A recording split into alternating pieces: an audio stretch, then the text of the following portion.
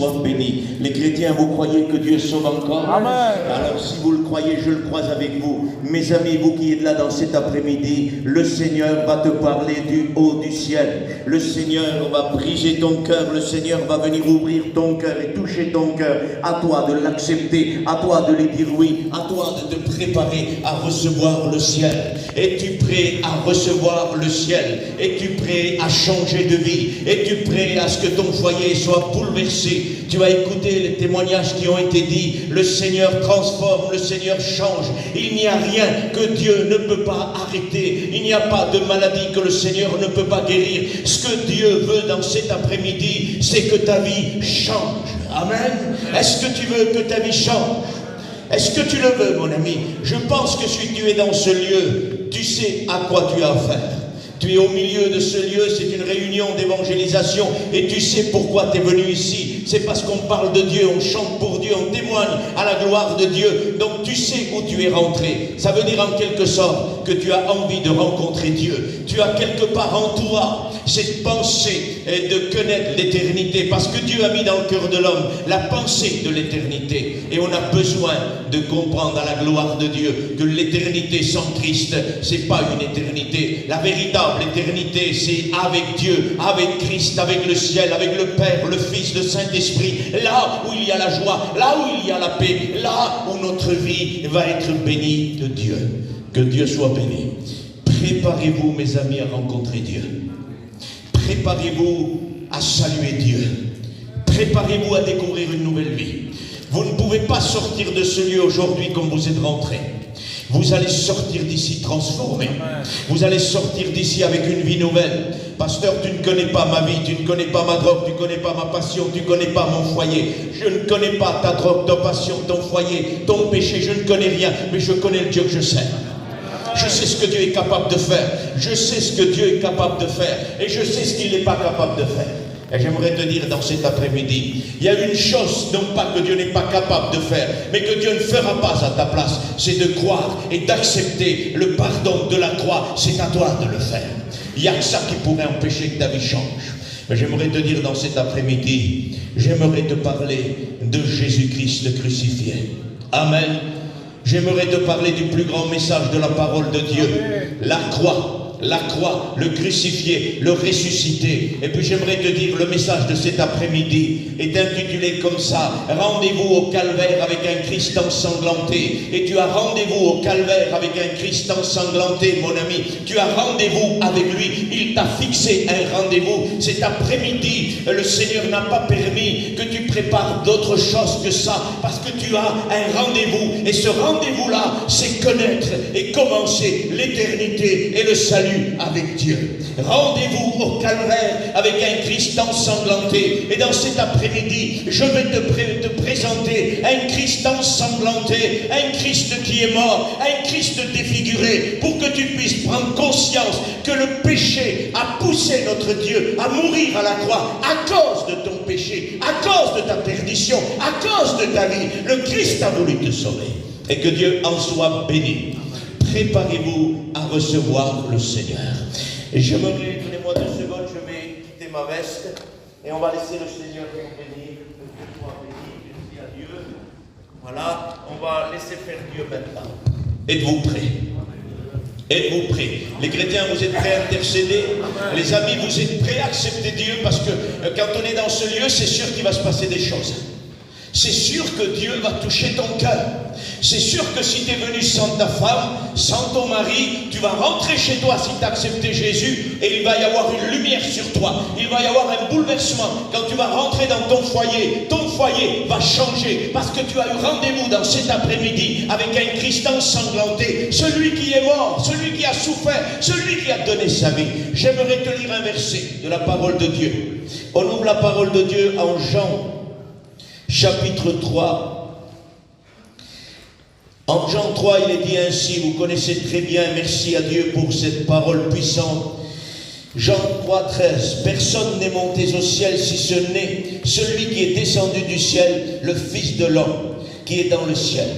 Et comme Moïse éleva le serpent dans le désert, il faut de même que le Fils de l'homme soit élevé, afin que quiconque croit en lui ait la vie éternelle. Écoutez bien, le verset le plus puissant de la parole de Dieu, malgré que toute la parole est puissante, mais ce verset-là a ouvert le salut pour l'humanité entière. Car Dieu a tant aimé le monde qu'il a donné son Fils unique, afin que quiconque croit en lui ne périsse point, mais qu'ils aient la vie éternelle. Amen. C'est le verset le plus puissant que je connaisse de la parole de Dieu. Un iota est puissant dans la Bible, une virgule est puissante dans la Bible, mais ce verset-là est écrit pour que nous sachions qu'il y a ici une possibilité de passer de la puissance de Satan à la puissance de Dieu. Dans cet après-midi, le rendez-vous avec ce Christ ensanglanté, c'est le rendez-vous de l'éternité, c'est le rendez-vous de la transformation, c'est le rendez-vous de la nouvelle naissance, c'est le rendez-vous de la paix, de la joie. Christ veut te sauver, Christ veut bouleverser ta vie, Christ veut te libérer, et que Dieu soit béni. Amen. Pour l'évangile puissant, car Dieu a tant aimé qu'il a donné. Et quand on lit ces paroles-là, on sent un impact de l'amour de Dieu. C'est puissant l'amour de Dieu. L'amour de Dieu est puissant, ça bouleverse, ça change. Et j'aimerais dans cet après-midi que tu changes devant la face de Dieu. Car Dieu a tant aimé le monde qu'il a donné. Quand Dieu aime, il preuve, il donne la preuve qu'il a aimé. Et parce qu'il t'a aimé, il nous a prouvé ça. Amen. J'étais misérable pécheur perdu, privé de la grâce de Dieu. Dieu m'a fait grâce. Dieu m'a fait grâce. Et Dieu veut te faire grâce. Dans cet après-midi, il te faut faire une rencontre avec le Christ ensanglanté. Écoute, j'aurais voulu que je te parle de la résurrection. J'aurais voulu que je te parle de ce Christ qui part au ciel, mais écoute-moi bien, pour être sauvé, pour que ta vie change, il faut que tu aies une rencontre avec la croix, il faut que tu aies une rencontre avec le Christ ensanglanté. Le livre d'Ésaïe 53 dit, il était un fils d'homme défiguré, il n'avait plus l'aspect d'un fils d'homme. Le Nouveau Testament dit plus de 50 fois qu'il est fils de l'homme, mais là, Ésaïe nous dit, il a été tellement défiguré qu'on ne le reconnaissait plus. Et ça, c'est le Christ ensanglanté de Golgotha. C'est celui qui a souffert, c'est celui qui est mort pour ton péché, pour ta passion, pour ta misère. Toi qui ta vie est jeune aujourd'hui, ne gaspille pas, profite, laisse-toi guider par le Saint-Esprit dans cet après-midi. Le Saint-Esprit convainc de péché, de justice et de jugement. Le Saint-Esprit va pousser ton cœur à accepter la croix, à accepter Jésus. Cet après-midi, ce n'est pas une histoire de compréhension. Tu ne comprendras pas, tu n'analyseras rien, tu seras touché de la parole de Dieu. Le salut véritable, c'est ça. On ne comprend pas, on ne sait pas, mais on est changé. Nous avons accepté, nous avons pris une décision de donner notre vie à Jésus. Est-ce que tu veux donner ta vie à Jésus? Jeunes comme plus vieux dans cet après-midi, puisqu'il y a des jeunes, mais il y a des personnes plus âgées aussi parmi nous. Alors merci à Dieu, que Dieu sorte qu'il veut, que Dieu fasse ce qu'il veut dans cet après-midi, mais ça dépend de toi. Est-ce que tu veux être sauvé? Est-ce que tu veux être changé dans cet après-midi? Si tu le veux, alors le Christ est capable de changer ta vie. Vous le croyez, les pasteurs, avec moi? Dieu est capable de bouleverser une vie, Dieu est capable de changer une vie, Dieu est capable de changer des ténèbres à la lumière. Dans cet après-midi, je vais tout faire pour te faire passer de la puissance des ténèbres à la puissance de Dieu. Satan voudrait que je dise cet après-midi, j'ai pas la force, je suis faible, j'aimerais que tu l'écoutes et que Satan l'écoute. J'ai la puissance de te faire passer de la puissance des ténèbres à la puissance de Dieu. J'ai l'autorité de te faire passer de la bouche de Satan à la main de Dieu. J'ai la possibilité de te tirer des griffes de Satan. Écoute, j'aimerais t'aider dans cet après-midi. Si tu m'autorises en ouvrant ton cœur et en disant, pasteur, je voudrais être sauvé. Laisse-moi te dire, s'il faut venir te chercher dans la bouche même de Satan, j'irai te chercher là-bas. Parce que la Bible dit, allez les arracher du feu. Et s'il le faut, j'irai combattre Satan lui-même, mais j'aurai l'autorité parce que la croix est prêchée et la croix a dépouillé Satan. Ça veut dire que la victoire, elle est à nous cet après-midi. La victoire, je la détiens. La victoire, tu la détiens. Tu peux être sauvé. Car le livre de Colossiens dit en Colossiens 2 que Christ a dépouillé la puissance infernale de Satan à la croix de Golgotha. Et quand on prêche la croix, on a dépouillé Satan. Et Satan n'a plus aucune puissance dans ce lieu, dans cet après-midi, parce que la croix est prêchée. Que Dieu soit béni. Prépare-toi à être sauvé. Prépare-toi à être sauvé. Voulez-vous être sauvé? Voulez-vous changer? Soyez des hommes dans cet après-midi. Je l'ai dit hier soir à la réunion. Il y en a qui disent l'évangile c'est pour les faibles. Vous êtes sûr de ça?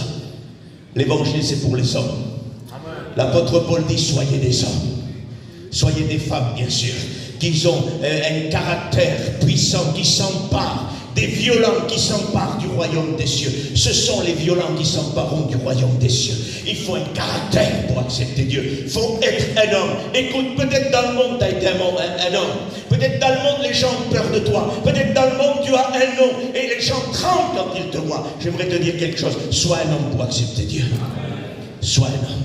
Parce qu'on n'est pas un homme quand on se drogue, on n'est pas un homme quand on ment, on n'est pas un homme quand on vole, quand on marche dans l'impudicité, dans le péché, dans les vices, dans les passions. On est un homme quand on accepte la volonté de Dieu.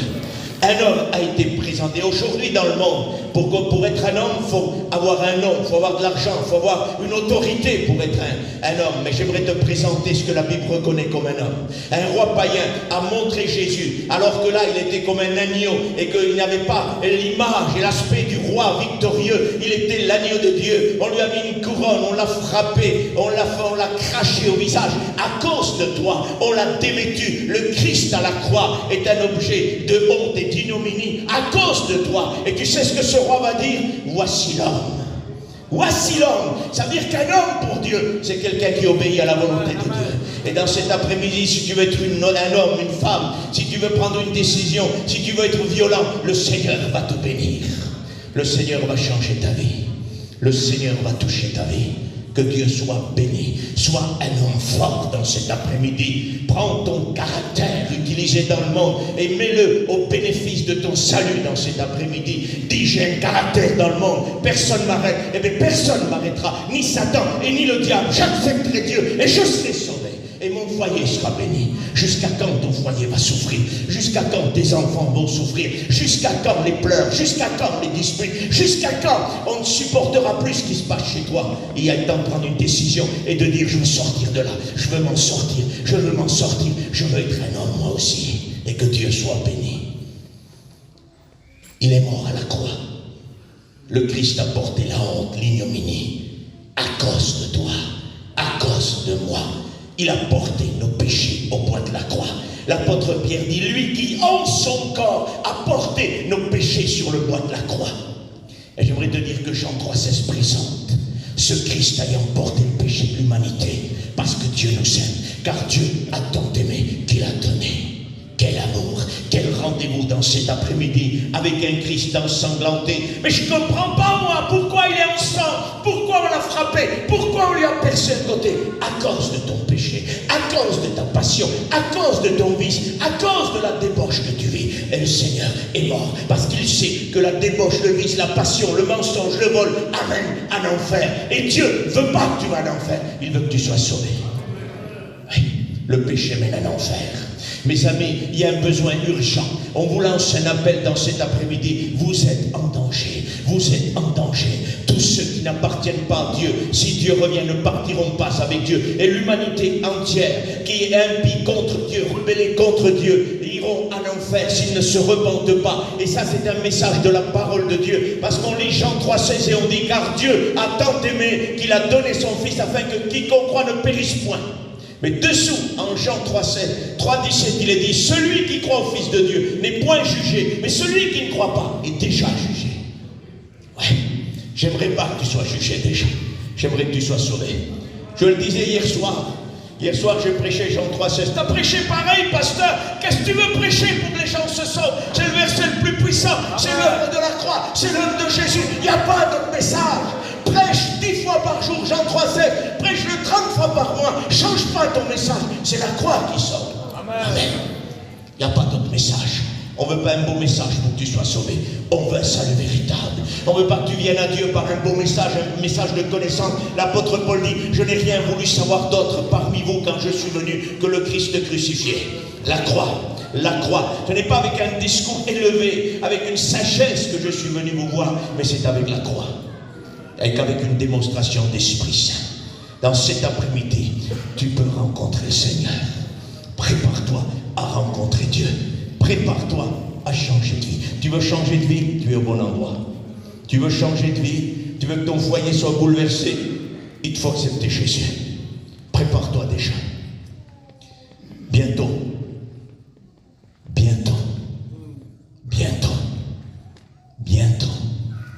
tu vas être touché de Dieu. train de toucher ton cœur déjà.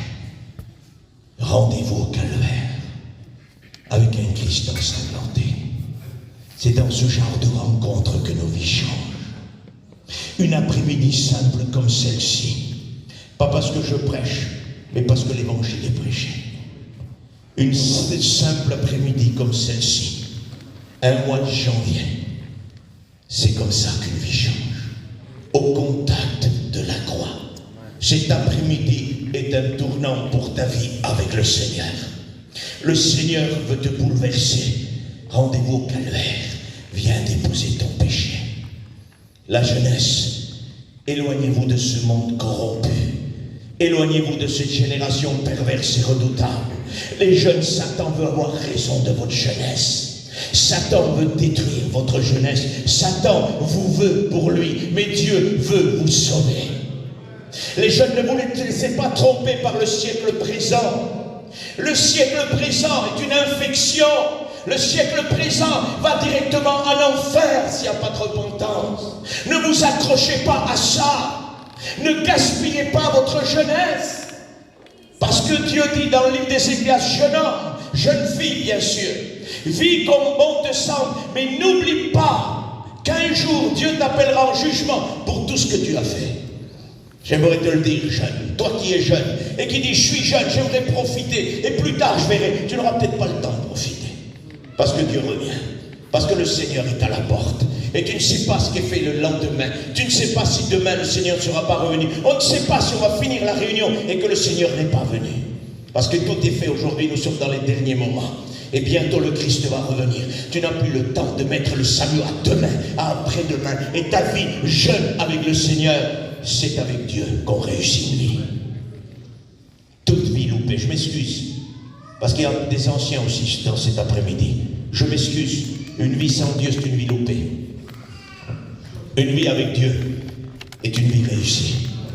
Et vous les jeunes, particulièrement Dieu aujourd'hui vous appelle. Il vous appelle pour quelle raison? Pour que vous réussissiez votre vie. Pour que vous réussissiez votre foyer plus tard si vous n'êtes pas marié. Parce qu'écoutez-moi bien, un foyer réussi, un foyer béni, c'est un foyer en Dieu. En dehors de ça, il n'y a pas de foyer béni. Vous l'avez écouté, je m'excuse pour le frère qui a donné le témoignage, mais c'est pour la gloire de Dieu. Vous avez écouté ce que c'est un foyer sans Dieu. Et quand Dieu vient, c'est la transformation, c'est la grâce, c'est la paix, c'est la joie. Le monde, il nous a fait mal, mais Dieu guérit nos blessures.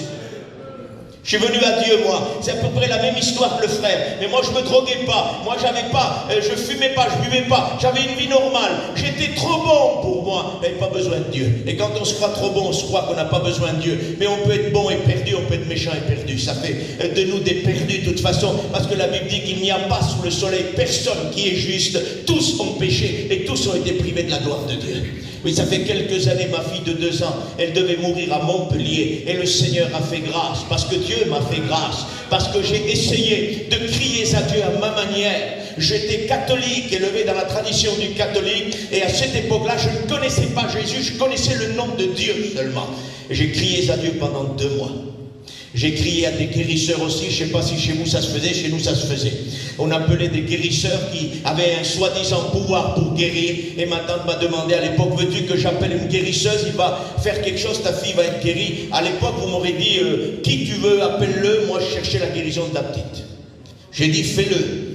Elle l'a fait, j'ai prié Dieu à ma manière, comme ma grand-mère m'avait dit, il y a un Dieu dans le ciel, quand tu en auras besoin, tu feras appel à lui. Écoutez, pendant 2 mois, j'ai crié à ma manière à Dieu. Il n'y a rien qui s'est fait. Mais un beau jour, un pasteur est venu, que Dieu le bénisse. Poussé par le Saint-Esprit, il est venu à 9 h du soir. Et il m'a dit, on nous envoie parce qu'il y a une fille mourante vers les Roms. Moi, j'avais à l'instant même, mes yeux se sont vraiment aveuglés complètement. Satan avait aveuglé ma vision. Parce que la Bible dit que notre évangile est voilé pour ceux qui périssent, ceux dont Satan a aveuglé leur intelligence pour qu'ils ne voient pas briller la splendeur de l'évangile. C'est ce qui s'est passé dans cet hôpital. Satan a aveuglé ma vision des choses. Et là, j'ai oublié, frère, que j'avais passé 2 mois à l'hôpital. Et j'ai dit, j'ai personne de malade. T'as fait 2 mois que t'es à l'hôpital. Tu pleures, t'as peur, tu souffres, t'as personne malade. J'avais littéralement tout oublié. Ce pasteur a dit, vous êtes sûr? Il a dit, c'est sûr.